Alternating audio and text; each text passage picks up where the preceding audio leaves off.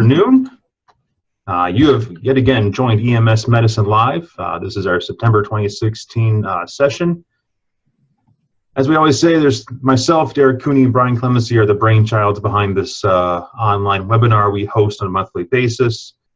We've always thought about bringing together EMS community physicians and academic physicians from across the country to bring their shared stories, border view information, or knowledge they have on certain topics to share with all of us. I love NASP, but then the rest of the year we kind of go back to our own shops and lose touch. So this is a way for us all to kind of talk to each other or learn from each other over the course of the year. So I have muted everyone.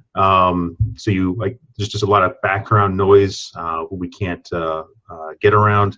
If you have any questions, EMS Medicine Live is my other computer. You can chat that and we'll try to answer your questions and show up there in the background. You can try raising your hand. No one's done that in the past year, but if you want to be the first, you can go ahead and try. This is being recorded. We do post this on our YouTube channel, Facebook, webpage, everywhere I can think of. But if you want to record it at your site, you can, but we'll make it readily available for you to watch later on. And at the end, we'll try to unmute everyone. It turns into a little bit of a melee, but if you have any questions, I'll mute folks and go ahead and ask, or just message me and we'll get you at the very end that way too. So today's speaker is Chad Nesbit. I'll let him introduce himself and we'll get started. Hey, good afternoon, everybody. Thank you, Christian. I appreciate this opportunity that I've been given to talk to everyone this afternoon. My name's Chad Nesbit. I'm the Associate Medical Director of Lifeline EMS and Critical Care Transport here at Penn State Hershey. I'm part of the Emergency Medicine Residency core faculty and core faculty for the EMS fellowship out here as well. I did my emergency medicine training at Allegheny General in Pittsburgh. I did medical school at the University of Buffalo, the second snowiest place, I think, in New York, next to Syracuse. Yeah. And I also have a PhD in molecular genetics and biochemistry from the University of Pittsburgh. I've been out here at Penn State Hershey for about the last 18 months now and just absolutely love it. And again, I thank you for this opportunity. I want to talk this afternoon about the mechanical CPR devices. That's only part of the talk here. I want to talk a little bit about a historical perspective on resuscitation and then end up eventually talking about the development of CPR and mechanical CPR devices.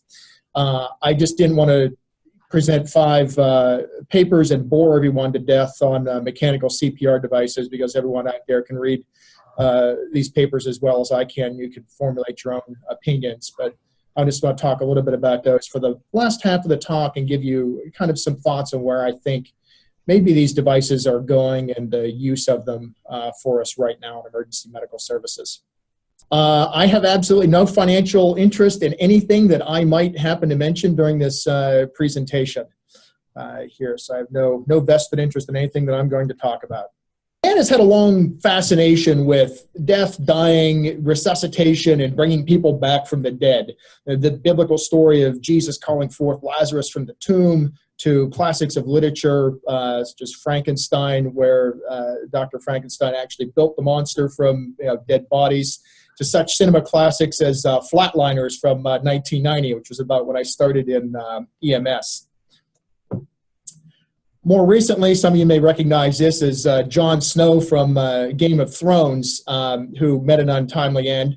I would propose that he did better because he had some induced therapeutic hypothermia here during his resurrection. But to me, resuscitation has always been a little bit of almost magic and mysticism combined with some amount of mad scientist as well. And I absolutely love this clip here of Gene Wilder and the monster. But in the last 200 years, we have gone from Baron Lorraine Napoleon's battlefield surgeon and the invention of the ambulance to the Heartmobile hitting the streets of Columbus, Ohio in the late 1960s and early 1970s, actually taking advanced cardiac care from the hospital to the streets. And I would propose that in the last 50 years, we have made spectacular advances in the science of resuscitation and being able to bring people back from the dead. And that's what I mainly want to talk a little bit about today. There have been societies around for centuries that have been interested in how we do this. I would mention the Society for the Recovery of Drowned Persons, which was founded in August of 1767 in the Netherlands. And if you know anything about the Netherlands, there's a lot of water. So some civic-minded people got together and decided, what can we do to help people who have fallen into the canals and drowned? And it's some very interesting things to suggest. They suggest that we warm the victim up. Perhaps we try to remove swallowed or aspirated by water by getting the victim's head lower than their feet and letting the water drain out. Maybe we could apply some manual pressure to the abdomen. Maybe that helps. They even recommended using a bellows or a mouth-to-mouth method for artificial respiration. And then some things were a little crazier than others, such as stimulating the victim by rectal fumigation with tobacco smoke. I just love that. I love that slide. But it goes to show that for the last couple of centuries, legitimate scientists and absolute quacks have advocated hundreds of different things that we try for resuscitating people who have experienced a cardiac arrest. Some ideas have been better than others, and I want to get to the point today where we talk about some that I think are good and how we may make them better. So it's a little bit of perspective, and we all know the answer to this, but during the 19th century, there was a fair amount of debate on why the heart actually beats. Some people thought that there was something in the blood that caused excitation of the heart and made it beat. Others thought that the seat of the heartbeat was actually in the brain, and the brain controlled the heart. But we know that the heart actually possesses an intrinsic electrical activity. The Roman physician Galen actually got this right about 1700 years ago by observing hearts that had been removed from animals and continued to twitch and beat. And he correctly surmised this. 1700 years to Eindhoven at the end of the 19th century, who devised a means for us to actually visualize the electrical activity of the heart and the heartbeat. And we still use the nomenclature that Eindhoven invented with the PQRST deflections. And of course, we all remember Eindhoven's triangle. This isn't actually his machine. This is a Cambridge Scientific model of 1911, which obviously we've improved upon this somewhat. Eindhoven's original machine weighed somewhat about 500 pounds. Took 5 people to operate, required the person having their electrocardiograph done to remain very still with 3 of their limbs submerged in salt water. Just slightly more complicated than the LifePak 4 that I remember that we kept around when I started out as an EMT. So end of the 19th century, there was great interest in electricity, and this is a picture of 2 of the giants of American industry at that time. This is George Westinghouse and Thomas Edison. And they had a little dispute about what the electrical current to power America was going to be. Westinghouse was a proponent of AC current, and Edison was a big proponent of DC current. And there's just some fascinating news articles from the time period about this. Westinghouse, as we know, eventually won, perhaps with a little help from Nikola Tesla here. But the thing that Edison kind of picked on about AC current was it was inherently dangerous.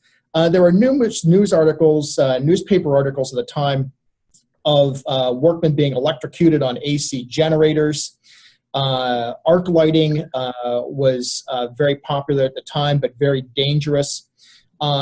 Edison's supporters had gone so far to use AC current to euthanize animals to demonstrate its danger.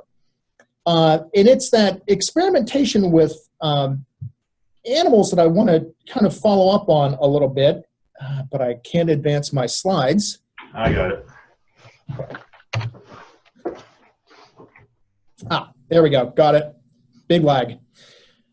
So it was known that an AC current could induce ventricular fibrillation in animals. And it was actually accidentally discovered that a second AC shock could abolish ventricular fibrillation and restore the heart to a normal perfusing beat. So this led the group at Hopkins, Dr. Kuenhoven, they were able to invent a defibrillator, but it would only work if the chest was open and it was applied directly to the heart.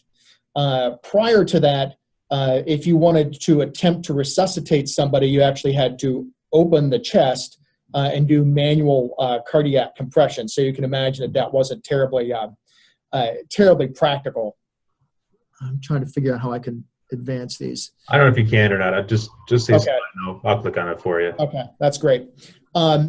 There had been a publication of a paper in the British Medical Journal by an ear, nose, and throat surgeon and an anesthetist who had devised this method of resuscitating children who had what might have been cardiac arrest. It may simply have been halothane-induced bradycardia and hypotension during surgery.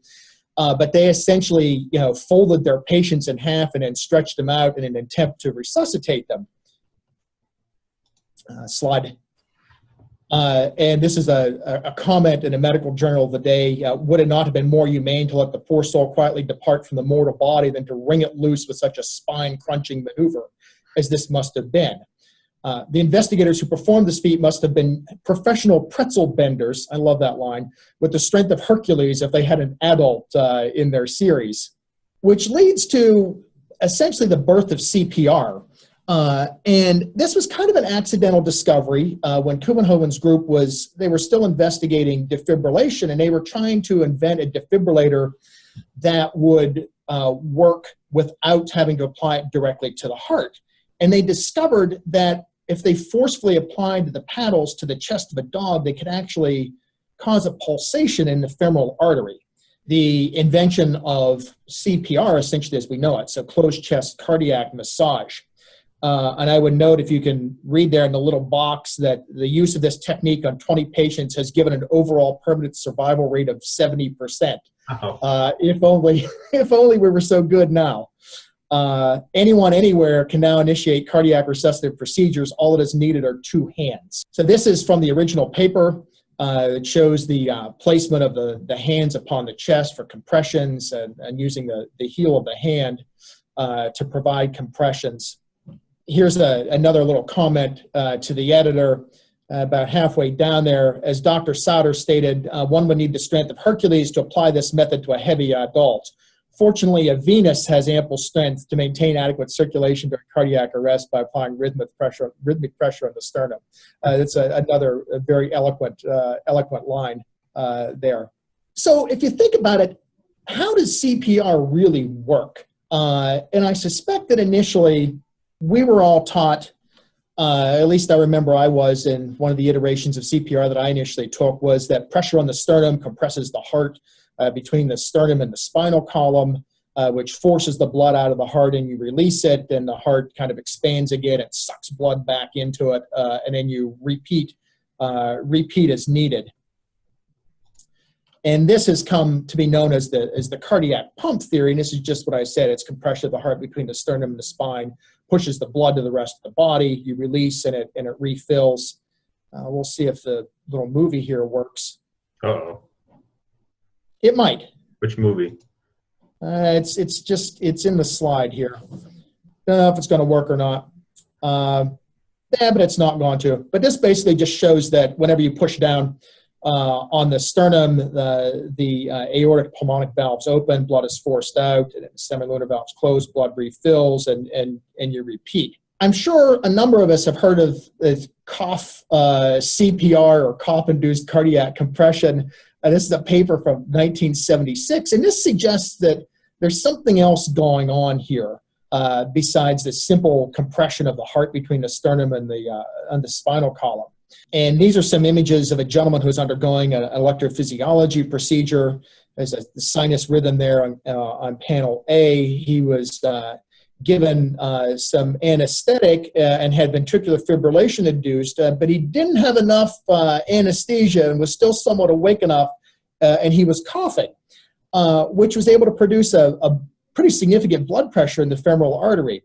They gave him a little more anesthesia. His coughing became a little less frequent and less forceful. Blood pressure started to go down, got more anesthesia, and eventually he stopped coughing, and he had no blood pressure, and he was in ventricular fibrillation. So this suggests there's a little more going on than simply pressing the heart, because there's nothing pressing on the heart here. And what this suggests is something called the thoracic pump theory, where when we do cardiac compressions, we're putting pressure on the whole chest and not just the heart. And it is compressions on the chest cavity that circulate the blood, and the heart is simply a conduit through which the blood flows during cardiac compressions. There's a couple problems with this and this, but basically, if you have an open pneumothorax, so you've disrupted this, essentially this pressure gradient, but we still know that we can do CPR on somebody with a hole in their chest, and it can be effective. So to kind of combine these things or reconcile these differences, there's been what's called the lung pump model proposed, and this is basically a combination of the prior two models that suggest that it's some combination of compression of the heart and increased intrathoracic pressure that equals blood flow during CPR. And there's some, actually a good amount of physiologic evidence to support this that I'm not going to go into because this talk's going to take an hour anyhow. But I can provide references if anyone is interested in that. So how does all this relate to CPR? And this is something that all of us know, but I just want us to think about this a little bit. So ventricular fibrillation is essentially failure of the organized muscle contraction of the heart. And we all know that in early VFib, defibrillation is often pretty successful. We're able to get these people back with a countershock. And even without CPR, there's reduced, but nonetheless continued blood flow for about 4 minutes through the body due to the coronary perfusion pressure. And this is the difference in gradients between the aortic pressure and the right ventricular pressure. Now, as this goes on, this period of no real cardiac contractility, these pressures eventually, they normalize or they equalize.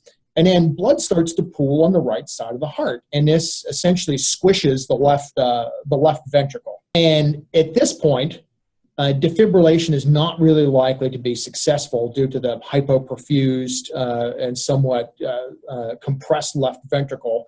And what we have here is a lack of muscle stretch. And if we all remember back to medical school, the Frank Starling law here in the lower right-hand corner, if you don't have stretch, you can't get contraction. And if you don't have contraction, we're not going to perfuse anything. So what, in my mind at least, I think of CPR is doing is it allows us to maintain coronary perfusion pressure and allows us it gives us the possibility of successfully defibrillating these people and getting them out of ventricular fibrillation. So I'd like to kind of just keep that little physiological principle in the back of our minds here as we go through this. So just how effective is conventional resuscitation? And these numbers are going to vary throughout all of our systems somewhat. But if we look at the data from the CARES registry, here we're looking at just slightly more than 46,000 out-of-hospital cardiac arrest, and this is 2015 data. We come down there to the second group there. We look at overall survival. 27% survive to hospital admission. Overall survival to hospital discharge goes down to 10.2%, and then with a good or moderate cerebral performance, so a CPC 1 or 2 category, only 8.3%, which in my mind isn't so great. And this quote has been attributed to a whole bunch of people, so I'm not going to attribute it to anyone here. If you keep doing what you're doing, you'll keep getting what you're getting. Kind of along the lines of the quote that's attributed to Einstein with the definition of insanity being doing the same thing over and over and expecting a different result. And I think that's kind of where we were, excuse me, a few years ago here, kind of doing the same thing over and over and hoping that we were going to get a different outcome. And I think looking at that prior data, that's simply not the case. This is a great quote by Dr. Arthur Kellerman here, who I think neatly sums this up. And he says that possibly by focusing so much attention on discovering more effective drugs and more sophisticated defibrillator technology, we've lost sight of the vital importance of more mundane therapies, such as timely and proper provision of rescue breathing and chest compressions. perhaps those who research cardiac arrest are guilty of the same oversight made by resuscitation team leaders. We've all been looking at the wrong aspects of the resuscitation attempt. It doesn't matter how many times you empty your drug box, what kind of fancy defibrillator you have, what kind of airway device you're using. If we're not circulating blood and keeping that bit of coronary perfusion pressure going, it doesn't matter what we're going to do, we're not going to be able to, in all likelihood, resuscitate the person who's experienced their cardiac arrest. I just want to go through some slides here that are a list of things that we think we probably know at this point based on a bunch of papers that I've tried to reference here. Whoops. My screen just radically changed. I don't know if anyone else's did or not. Oh, what do you see? I've still got my slides, are just a whole lot smaller, so I think we're okay. So, rate of compressions. This is a paper from Circulation about 4 or 5 years ago now that plots survival to discharge versus average chest compression rate across the bottom. And we could see that we start to get kind of a peak in the survival to discharge with rates between about 100 and 120 compressions per minute. The depth here, we're all told about 50 millimeters. And again, this is a similar kind of plot. This is a paper by Ian Steele from Critical Care Medicine that shows, again, in the big chart here, the survival of discharge plotted against compression depth. You get similar looking curves for ROSC and 1 day survival that shows that about 5 centimeters, 50 millimeters gives us the best likelihood of survival. We all know now that we have to essentially come off the chest, quote unquote, and allow complete recoil. There's data.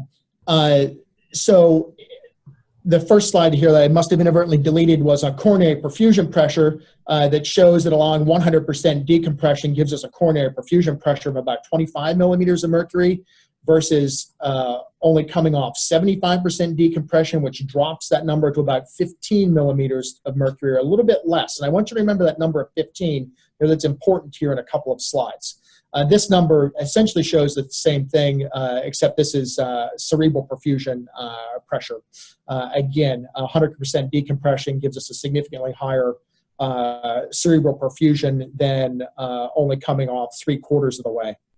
This is a survival plot basically with CPR fraction. So this is the proportion of resuscitation time without spontaneous circulation during which chest compressions were administered. And we see along the bottom there, as we get to a CPR fraction of about 60 to 70%, we experience our highest probability of survival in this particular study.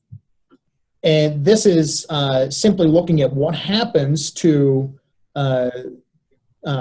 cardiac perfusion pressure whenever compressions are interrupted. So it takes several compressions for us to get up to a reasonable coronary perfusion pressure, and then if CPR is interrupted for some reason, that very precipitously drops, and then again we have to do several compressions to get back up to a sustained number. And here's where that 15 millimeters of mercury comes in. This is an older paper from, I believe, 1990 from JAMA. So this is something that's been known for a long time that shows essentially no survival in patients who did not achieve a coronary perfusion pressure of at least 15 millimeters of mercury. So that seems to be the magic number, what we need to achieve with CPR in order to start to get some significant survival. With technology now, we can actually measure and see how we do in the real world. And the groups of red bars here are simply chest compressions, and when there's no bar, there's no compressions.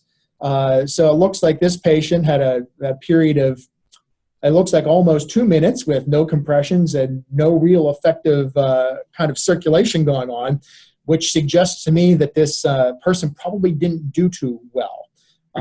And this is technology that's available for us to measure and see how well our crews are doing and providing CPR. This is a paper from circulation about 10 years ago by Dr. Abella and this is an in-hospital study, and they looked at 30-second segments of CPR. So there's 1,600 30-second segments, so 800 minutes of CPR.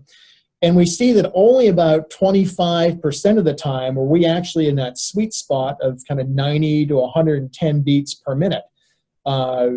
We were below that a significant amount of time and a little bit above it some of the other time. And this is in-hospital CPR. Being done by supposedly trained professionals, residents, nurses, and technicians in the hospital. So even in the hospital, we don't do so good here with reliable CPR. So how do you think that's working out for our patients? And I love this slide because I think it demonstrates or shows the chaos of CPR in the back of an ambulance here.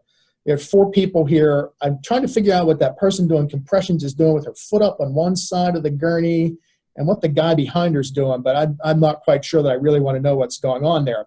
But I think it summarizes the kind of the chaotic picture that you get with CPR in the back of an ambulance, which it suggests that maybe this isn't working out so well here for our patients. There are studies out there looking at CPR during transport, and what I would simply like to point out here is the second kind of line down here, the hands-off ratio. And the second column over, it shows before transport, this ratio is 0.19. During transport, it increases to 0.27, so a 50% increase, which is clearly significant. So we're doing, the hands-off ratio is increased. Our compression rate significantly decreases as well. So we're not doing good compression in the back of an ambulance during out-of-hospital cardiac arrest. And I think that intuitively we all know that, we understand that, and we understand the challenges there. And there's just some data to back that up. And I'm sure most of us are familiar with this as well, that shows that we don't do very good CPR beyond about a minute.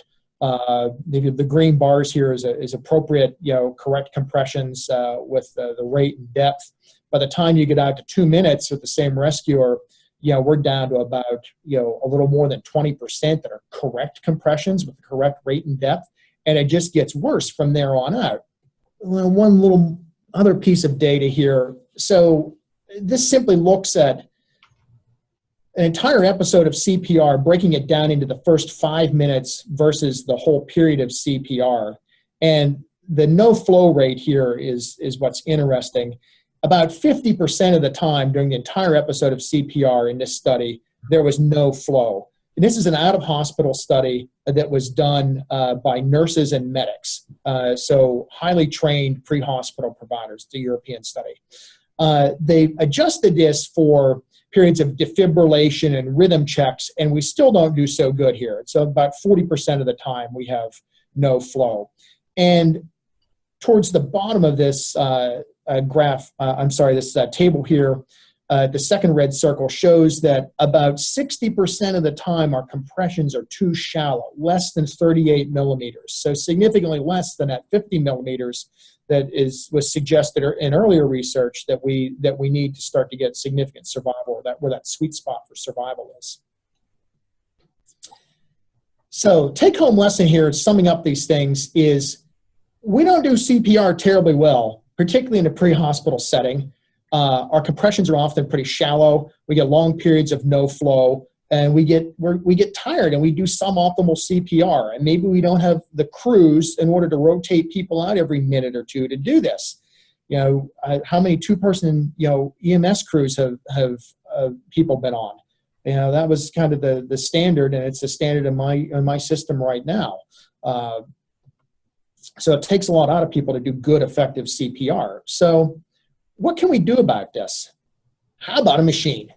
How about a mechanical device that takes the job of compressions away from us? And intuitively, you'd think, come on, this is a no-brainer.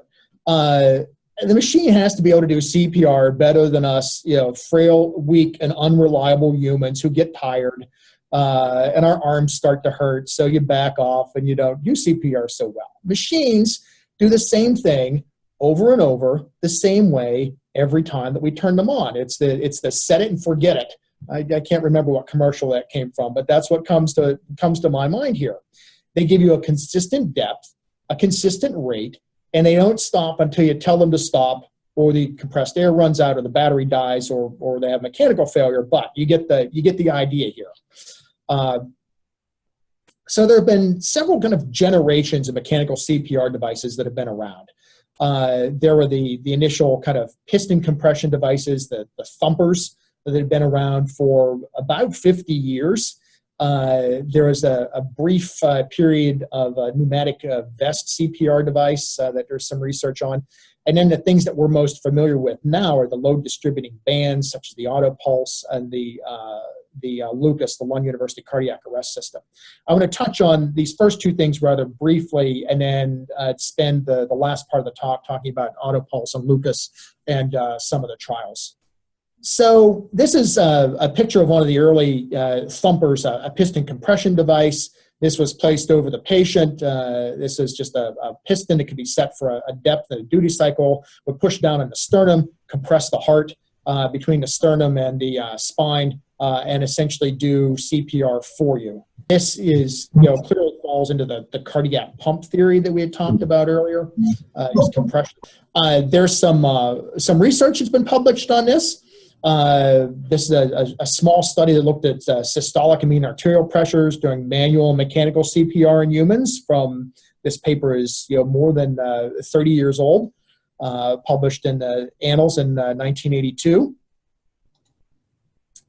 Said 15 patients, said CPR was initiated outside the hospital. They had all been down at least 30 minutes. They were all intubated, and they were all on dopamine infusions during this study.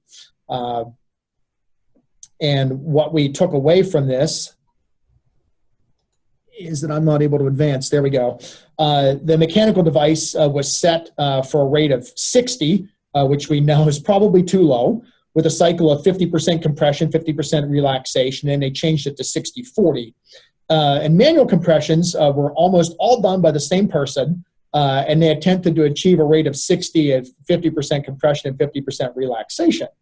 And the data here showed that the systolic arterial pressures were higher with manual CPR than mechanical CPR, but the mean arterial pressures were actually better with mechanical CPR than they were with manual compressions. Not a lot to take home from that. There's another small study that suggested that there might be a slight hemodynamic benefit to CPR performed by this thumper-type device using end-tidal CO2 as a surrogate for cardiac output. But there's no real survival data, and there's no real impact that these devices made, other than to suggest that it was feasible and maybe there was a better way to do this. There was also significant trauma reported with some of these devices, with injury rates as high as 65% that were reported. And you can imagine the types of trauma that you could get with these things: chest abrasions, contusions, sternal fractures, rib fractures. They tended to put a lot of air into the stomach as well. So not convincingly something that's useful for us. The next device that I want to talk about briefly here is this vest CPR type device that had kind of briefly existed, and then we moved along to the load distributing band. But I just want to mention this, as this was the first device that basically gives us the thoracic pump model here. And this was a device that was a vest that had integrated defibrillation pads and ran on compressed air, which you can imagine the size of cylinder you would need to lug around to be able to do this for any period of time. I think that's probably why it didn't last too long. There were models in porcine cardiac arrest that investigated this device. So this is a study of cardiopulmonary resuscitation by this pneumatic vest CPR, and this is a two-phase trial, or two-phase study, sorry. With phase one, they simply measured the aortic and right atrial pressures in 15 patients who had been already down for 45 minutes, in which manual CPR had been unsuccessful. And then phase 2 was they randomly assigned a group of patients to vest CPR versus manual CPR and looked at outcomes. They had 17 patients in each of those groups. And that's too small to see, but the take home here is that the vest device allowed for, I can get to the next slide, I can get the picture, there we go. Higher aortic and right atrial pressures, as you can see there on the right side of the screen there in the upper panel, versus manual CPR, and you got a higher aortic right atrial pressure gradient, essentially coronary perfusion pressure, with the vest device. Phase 2, where they actually looked at survival, they showed that earlier application was associated with an improvement in return of spontaneous circulation, 8 out of 17 in the vest, pretty good, about 50%, versus 4 out of 29 in the manual CPR. After 24 hours, the differences were smaller, so we had 1 out of 29 in the manual CPR versus 3 out of 17 in the vest CPR. But the take-home was nobody left the hospital alive here. So, not sure of the utility here. Which brings us to what I want to spend the rest of the talk on here are the load distributing bands, so the AutoPulse device and the Lucas device. So the idea here with the load distributing band is that this is a device that hooks onto a backboard, goes across the sternum. Give me the next slide, and essentially presses on the whole chest cavity to cause circulation of blood. And here's a preliminary study here showing some outcomes in pigs. It's a favorite model of cardiac arrest. And this simply shows myocardial flow here in panel A and cerebral flow in B. And the middle bars there are the AutoPulse CPR. The take home here is that those bars are higher than the manual CPR. And here's some regression analysis on the next slide that shows that there's improved left ventricular blood flow with the solid line, which is AutoPulse, and improved flow to the brain, again with the solid line, which is AutoPulse. So those are significantly different than manual CPR. The implication being better flow, maybe we get better outcomes. So we come to a trial which I'm sure that we all know, the Aspire trial, published in JAMA 10 years ago now. And this was a big randomized control trial out of hospital using the load distributing band type CPR device. So this was done in the United States and Canada. The intervention here was standard EMS care for cardiac arrest using either a load distributing band with 554 patients or manual CPR with a group of 517 patients. Primary outcome was survival to 4 hours after the initial 911 call. Secondary endpoints were survival to hospital discharge and then neurological status among the survivors. This is simply the breakdown. The important numbers here at the bottom, which are hard to see, is that they ended up with 373 patients after exclusions in the manual CPR trial, the manual CPR arm versus 394 in the load distributing band of the AutoPulse arm of the trial. Important part here is that once the Data Safety Monitoring Board looked at numbers, the study was terminated, which was somewhat surprising. But what they found was that, if you look over there in the right-hand column, I don't know how easy that is to see, was that more patients in the mechanical, so the load distributing band CPR arm, were dying in the hospital, less than obviously discharged from the hospital, and those who were discharged had a significantly poorer cerebral perfusion score. So there were I think the number was 6.7% in manual CPR with a CPC of 1 versus only 1.5% with a CPC of 1 in the load distributing band. And this caused the Data Safety Monitoring Board to terminate the study because it appeared that the load distributing band was causing harm to patients in this study. That's not what we expected. This was supposed to help us all out. So what happened, and the investigators went back and looked at the data, which led to the publication of this paper a few years later. They showed that there appeared to be bias that was introduced by the randomization process and the discretion of the crews on how to enroll people.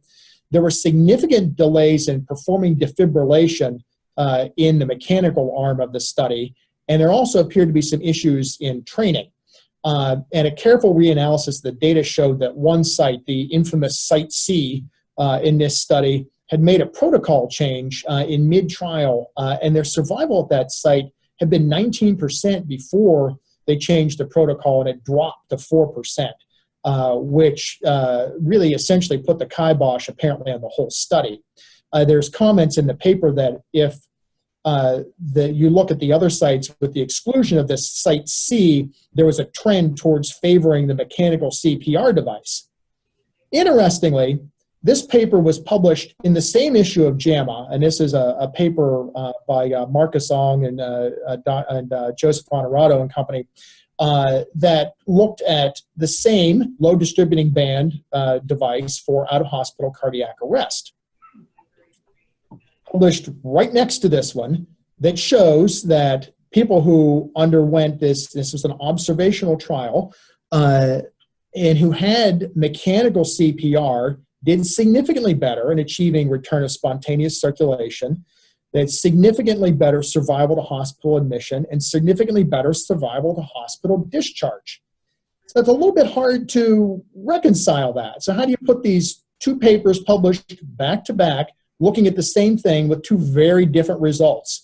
One shows apparently good outcomes and an advantage to mechanical CPR, and another is terminated because the device appears to be doing harm. Okay, so where do we go from here? Let's do another study and see what answer we get on this one. So this is the CIRC trial. Again, another one of these big randomized controlled trials involving thousands of patients, looking at manual versus integrated automatic low distributing band CPR for out-of-hospital cardiac arrest. So basically, this was done at 5 sites in the United States, Austria, and the Netherlands, and people were randomized to the autopulse, the low distributing band, or manual CPR. And there were a lot of patients in this study. So there are 2,123 patients in the manual CPR arm versus 2,099 patients in the autopulse arm. The primary endpoint here was survival to hospital discharge, which might change things a little bit.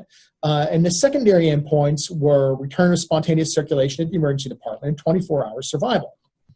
So what did we take away from this? And we simply have to look here at the first 2 columns, basically, is that there was no difference between the 2 groups in survival to hospital discharge, survival for 24 hours, or sustained return to spontaneous circulation. No difference between the 2 arms of the trial, which would seem to be a bit of a wash. But I think we should think of this a little bit differently here. And there's one important number that we need to look at.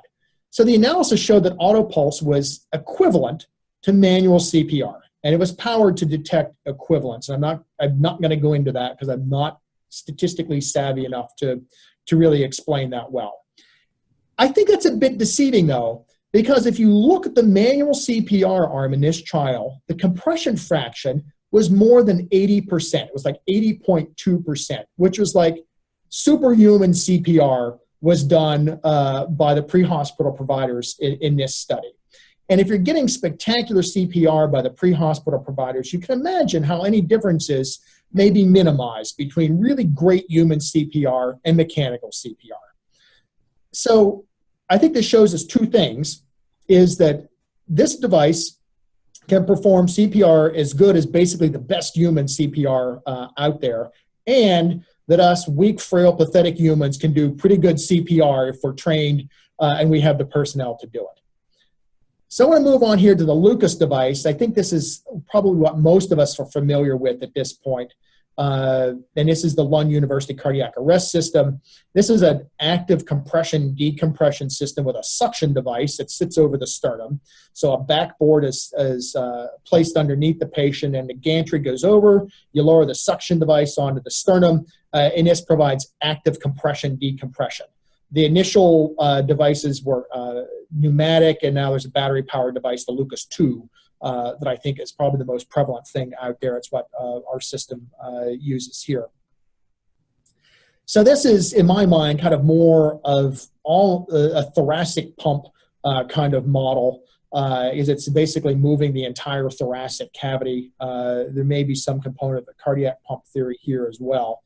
That's open to debate. So what do we have here for research? So treatment out of hospital cardiac arrest with Lucas, a new device for automatic mechanical compression and active decompression resuscitation. That's a mouthful. So the first study here, they simply took 100 patients and they divided into witness cardiac arrest, 71 patients, versus not witness cardiac arrest there on the right-hand side of the slide. And the people who were not witnessed to have a cardiac arrest, who had significant downtimes, didn't do well. And intuitively, we know that. They're not going to likely have good outcomes. If we look at the left side, these are patients who were down less than 15 minutes, and there are 43 patients in that group. 40% of them had bystander CPR, which is pretty good. And then this was broken down into a VFib group and an asystole/PEA group. Again, this is a distinction that we often make looking at the initial rhythm when we think about these things. And the group with VFib had 24 patients. 15% of those patients had a stable return of spontaneous circulation and got admitted to an ICU. And 6 of the group, so 25% of the VFib group, actually had 30-day survival, as opposed to 1 patient in the asystole group. So, promising results. So maybe this is what we're actually looking for here. So let's do another study. And this is a pilot study with the Lucas device in preparation for the study that I'm going to talk about next. And this is actually a small randomized control study that kind of threw a little bit of a wrench into things. There was no difference in this small randomized control study of, I think there were 148 patients in this study. There was no difference in return of spontaneous circulation, return of circulation with a blood pressure greater than 80/50, the number that were hospitalized, or the number that were eventually discharged. What this study was essentially a power, kind of a power study for the big LINK trial that I'm sure that we all know about, and this is the Lucas and cardiac arrest trial published in JAMA in 2014.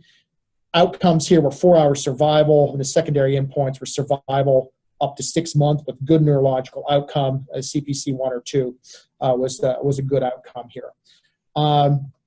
So the big slide with a lot of numbers that no one can read, and it's not really important because there was no difference between the mechanical group here or the manual group with Lucas CPR.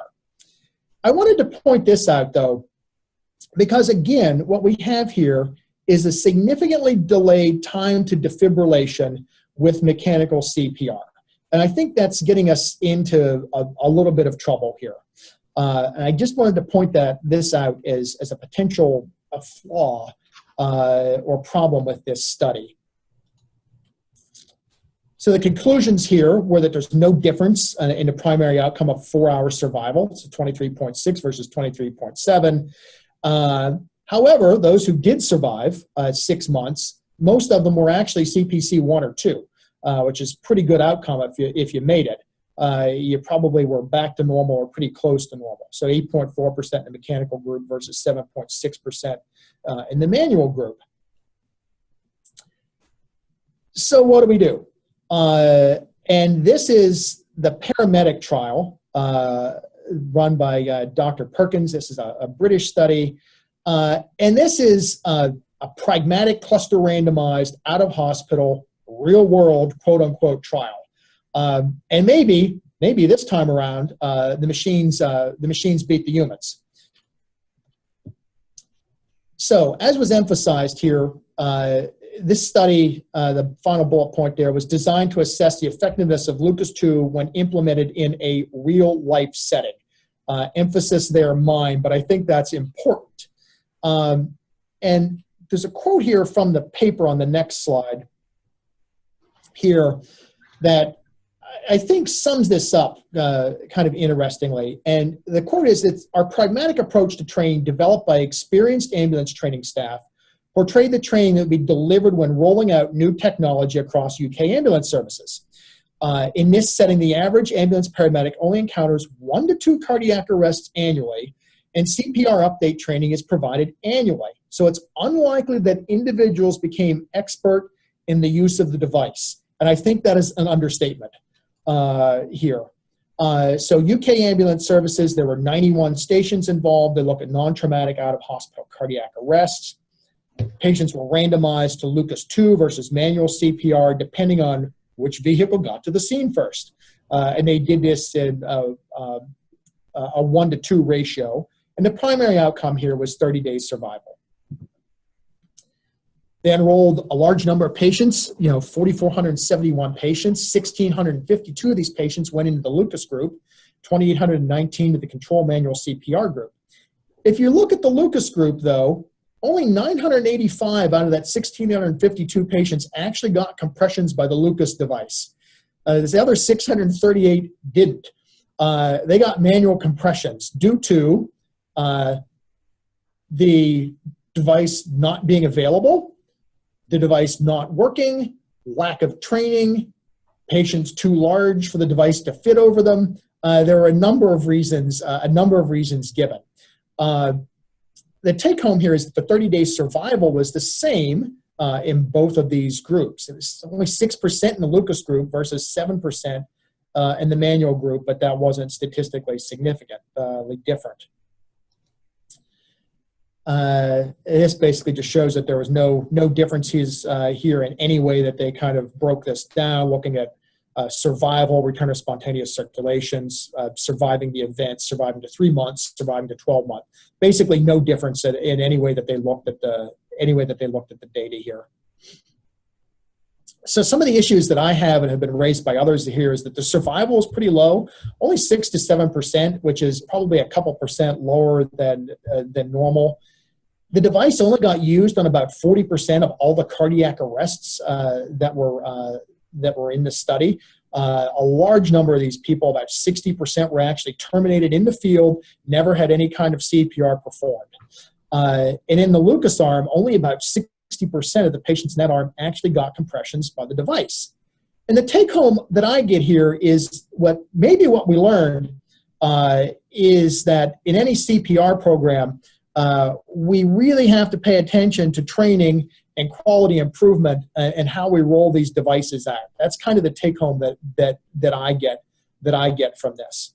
So, shake the magic 8 ball, reply still hazy, try again later, maybe another study. What do we have here at this point? We have a number of small, non-randomized control trials that show that there's a survival advantage, such as the trial done by Dr. Ong, and there are other trials out there that show that mechanical CPR has a survival advantage. And we have the gold standard randomized control trials. We have Aspire and CIRC and LINK and now Paramedic that show that there's no advantage to mechanical CPR. So where do we go? How about a meta-analysis? It can't possibly make things worse, right? We're already confused. So let's see what we get out of this if we combine all these patients together.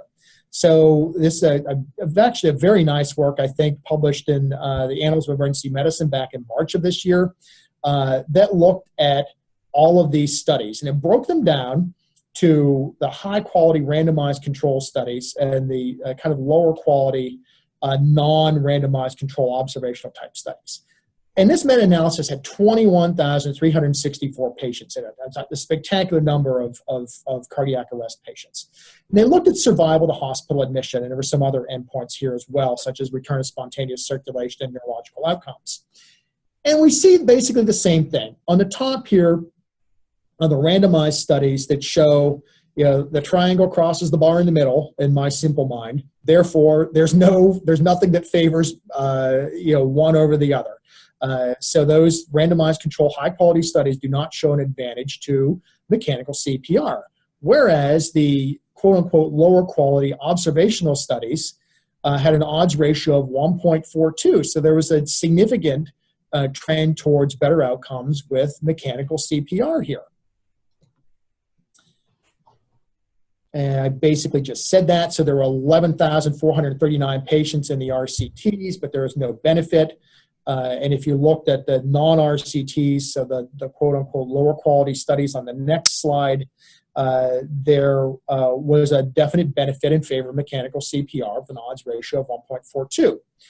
And looking at some of the other outcomes here, there was an even bigger odds ratio. I think it was 1.72 in favor of mechanical devices for the non-randomized trial studies when looking at the return of spontaneous circulation, as opposed to the randomized ones on top. But there were no differences when you looked at the two groups of survival to hospital discharge. And on the next slide, there was no difference in neurological outcomes here. So what do we make of this? And what do the authors of this study kind of surmise? And they kind of had a number of points where, and I had mentioned this earlier, that the deployment of mechanical devices seems to significantly delay time to the first shock, which may be a very important thing.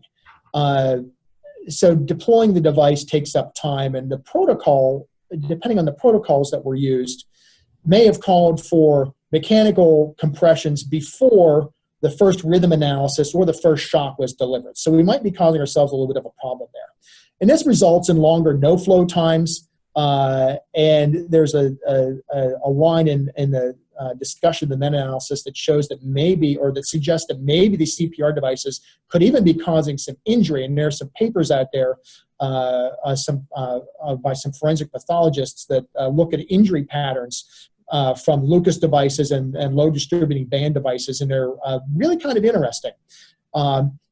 The mechanical devices require training and retraining, and we really have to be familiar with these things. And maybe we're getting some effect here of recent CPR training. So if we're all trained up to do really great CPR, and we know we're being watched, it's kind of the Hawthorne effect here, we're being watched in the study, we do really good CPR, and we pay really close attention to how we do our CPR, which intuitively we all know is going to make these differences between really great human CPR and mechanical CPR even smaller and harder to detect.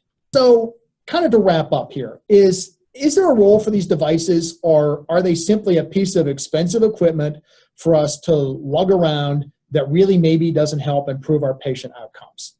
And here's where I get on my soapbox a little bit. There are studies out there that show that working the back of an emergency vehicle is dangerous.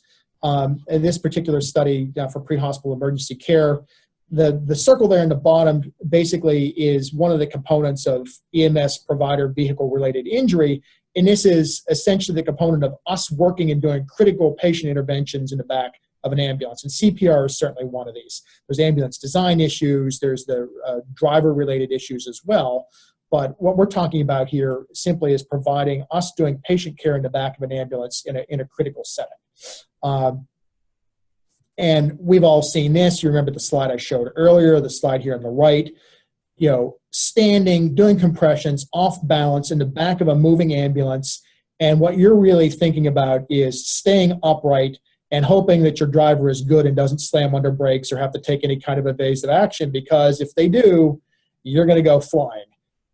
Versus the scene on the right, which is a little more controlled. You're sitting down, there's a low distributing band device in place there that's handling the compressions for you, which just looks like you can be sitting down, restrained, and it could potentially be safer for the crew in the back of the ambulance. There's some research out there that shows that exactly how bad our CPR is in the back of an ambulance. So this is an estimation of the impact of off-balance forces. Basically, the model they came up with is this jerk effect, where there's deceleration or acceleration. If it's greater than 0.6 meters per second cubed, it throws the provider off balance, your hands come off, and it takes you some number of compressions to start to provide CPR again in order to get that coronary perfusion pressure back above 15, which seems to be the magic number. And if we look at the next slide, the data showed that in their study, this acceleration threshold was exceeded 60% of the time leading to a hands-off ratio of about 40%. Perfusion pressure was less than 15, 62% of the time. And driving without lights and sirens doesn't seem to really help this, because lower speeds were actually worse. And the lights just burn out in the office. So maybe it's really time to wrap this up. So the take home here is that CPR in the back of a moving ambulance just isn't really effective. I would say that CPR in the back of a moving ambulance is hazardous to our crews. It's dangerous to other motorists, particularly if we're driving lights and sirens, and it's not terribly effective and probably not going to do much for our outcomes. I think mechanical CPR is probably at least as good as the absolute very best manual CPR that we can do. And the CERC trial, I think, demonstrates that. Although nobody won the trial, from the point of view of the sponsor, I think that it shows us that very important finding. And I think the other thing we have to really pay attention to here is that without training and ongoing education, neither manual CPR nor mechanical CPR are really that good.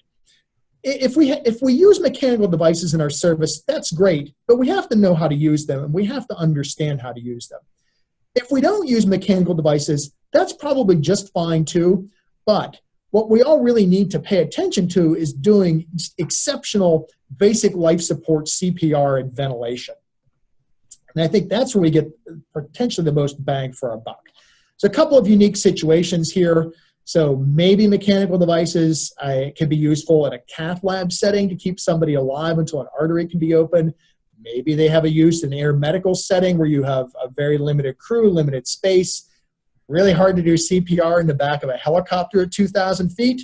So maybe there's a role there. And I think that mechanical devices seem to improve scene dynamics. And there's something that I saw in another presentation was they improve the tranquility and maybe increase the wah of the scene and the harmony that's there, because they take a rather kind of a hectic aspect away from a cardiac arrest, which is hectic enough and high stress enough that if we have something that's doing compressions for us and does good compressions that we don't need to worry about, maybe that allows some of us to step back and think about other things that we can do that might make a difference in outcome for this patient. So I was thinking on how to wrap this up, and I was looking through the American Journal of Emergency Medicine. This was back in August, and there was a short paper on controversies in CPR. And is this the next step for CPR?